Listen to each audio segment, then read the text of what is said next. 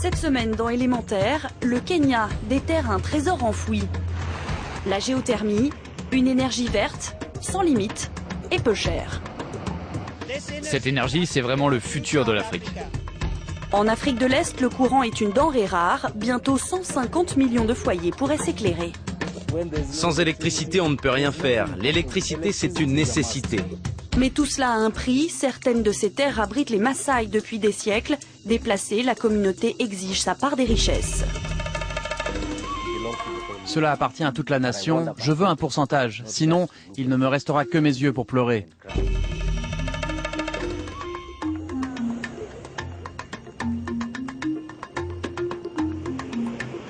Sous mes pieds, la terre crache une chaleur extrême. Nous sommes en terre volcanique au beau milieu de la vallée du Rift, une faille géologique qui est en train de devenir un trésor énergétique pour le Kenya. Et voilà le coffre-fort. Olkaria, première usine de géothermie d'Afrique, construite il y a 30 ans. Le principe est simple et vient du centre de la Terre. Ici, on creuse à 3 km de profondeur avec les mêmes machines que les forages pétroliers. De ces puits, on obtient de la vapeur et de l'eau. La vapeur va dans des turbines, ça fait tourner un générateur et le générateur produit de l'électricité. Une chaleur disponible 24 heures sur 24 toute l'année, une énergie renouvelée naturellement en permanence et très douce pour l'environnement. L'empreinte sur l'environnement de la géothermie est minimale. Les émissions issues de la géothermie, comme le sulfure d'hydrogène et le dioxyde de soufre, sont tellement faibles que ça n'a aucun impact sur la santé des hommes et des animaux. Alors ici, les puits de vapeur ont poussé comme des champignons ces dernières années. Ils rythment aujourd'hui la vie des habitants des montagnes. On se croirait presque en Islande, des sources d'eau chaude à 40 degrés. Alors d'où elle vient cette eau ? Cette eau vient des puits. Les puits produisent de la vapeur et de l'eau. On sépare la vapeur qui va dans les turbines et l'eau est réinjectée dans les puits. Ici, on déverse l'eau quand on en a trop. On peut la tester ? Oui, on peut la tester. À cet endroit, l'eau est très chaude. Ah oui, c'est chaud. Elle est comment l'eau ? Vous vous baignez ici de temps en temps ? Oui, bien sûr, on vient nager. Cette eau contient des produits chimiques qui sont bons pour la peau. C'est pour ça que les gens viennent de loin pour se baigner. D'autres viennent même prendre de l'eau dans des containers pour l'utiliser à la maison. Et au Kenya, le temps presse. La demande en électricité explose. Pour l'instant, dans le pays, 1 personne sur 4 seulement est éclairée. Et encore, quand le réseau fonctionne. Sans électricité, on ne peut rien faire. L'électricité, c'est une nécessité. Sans ça, pas de travail. Quand il y a une coupure, on attend, on traîne ici jusqu'à ce que l'électricité revienne, parce qu'on n'a rien d'autre à faire.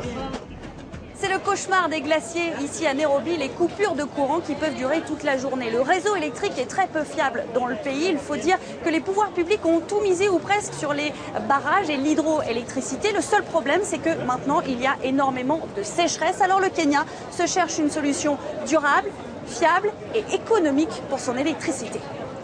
Pour l'instant, la géothermie fournit seulement 13% de l'électricité au Kenya. Son potentiel, plus de 5 fois les besoins de tout le pays.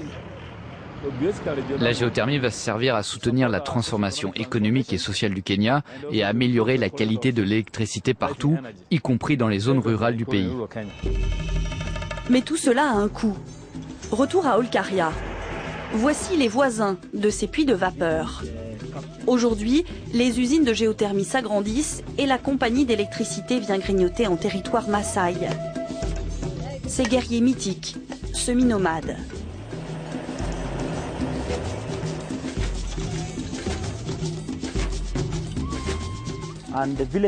Les villages que vous voyez sont ceux qui seront déplacés. La route est déjà construite en plein milieu des terres Maasai. Ils ont coupé des maisons en deux. Jackson nous présente un des chefs Maasai. Mayenga Kisotu a mené les manifestations contre KenGen, la compagnie nationale d'électricité du Kenya. Pourquoi est-ce que vous êtes particulièrement attaché à cette terre ici, là où on se trouve aujourd'hui? Il y a beaucoup de cimetières sur cette terre. C'est ce qui nous importe le plus,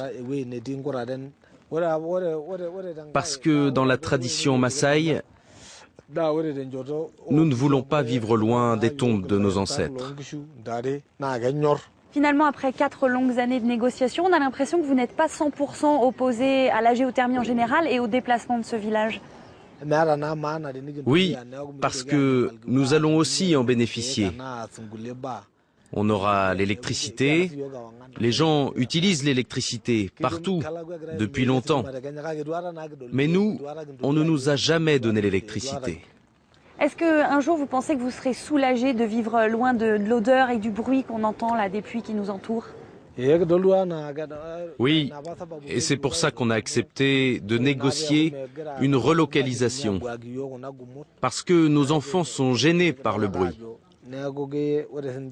Alors, si nous déménageons, nous trouverons une tranquillité d'esprit.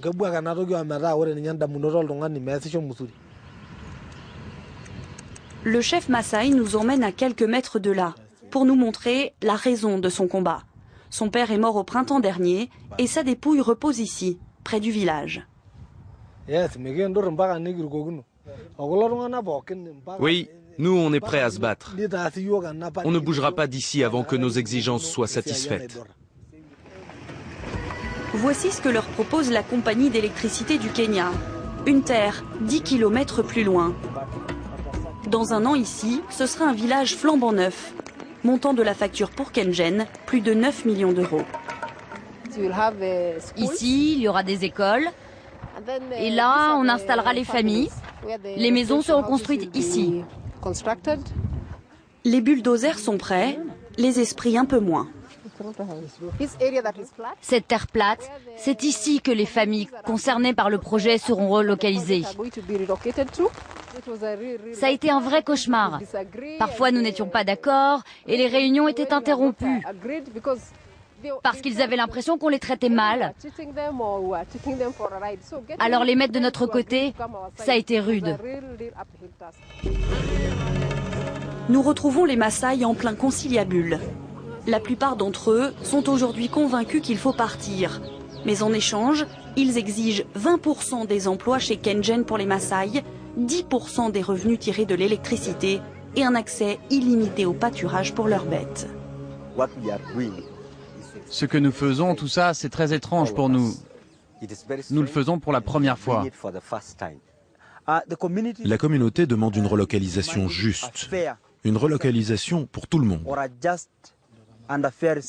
Pour l'instant, c'est 100% déséquilibré, ou 80-20. 80% en faveur de KenGen et 20% en faveur de notre communauté.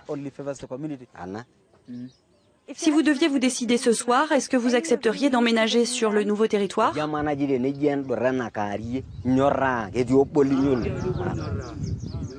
Non, personne? Never. En contrebas du village se trouve un lieu sacré, les gorges.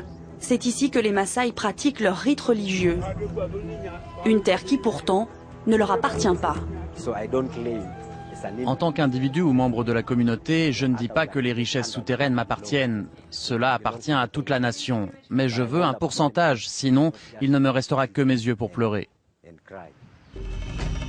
Direction Menengai, un nouveau site en développement. Nous sommes 100 km plus au nord, dans la vallée du Rift. Et ici, pas question de déplacer qui que ce soit. Les bailleurs de fonds que représente Youssef veillent au grain. Ces puits de vapeur ont été forés sur des zones non habitées. Le but de cette visite, c'est de faire une inspection surprise. Et l'objectif de l'inspection, c'est de voir si le projet a pris du retard ou si les opérations se déroulent comme prévu. Exploité au maximum, ce site pourrait couvrir 100% de la consommation actuelle d'électricité au Kenya. Le potentiel est énorme. Moi, la géothermie, ça me passionne. La géothermie, c'est la solution pour les pays africains qui ne produisent pas de pétrole et qui n'ont pas de ressources naturelles, comme le Kenya, la Tanzanie, l'Ouganda, l'Éthiopie, Djibouti, l'Érythrée. Ce sont les pays qui ont un gros potentiel en géothermie. Menengai incarne le boom géothermique du Kenya. On vient même aujourd'hui visiter l'endroit. Des élèves ingénieurs qui pourraient bien un jour en faire leur métier. Si j'ai cette chance, j'aimerais bien travailler dans une usine de géothermie parce que je pense que ça peut être une solution à la crise énergétique, au problème d'électricité que nous avons au Kenya. Une dizaine de puits ont été sondés en 2 ans. Le coût total du projet, 380 millions d'euros. Mais c'est cela, à terme, qui pourra faire baisser considérablement le prix de l'électricité au Kenya. Nous espérons qu'en 2030, 90% de la population au Kenya sera reliée à l'électricité. Et tout cela grâce à ce que vous voyez derrière moi.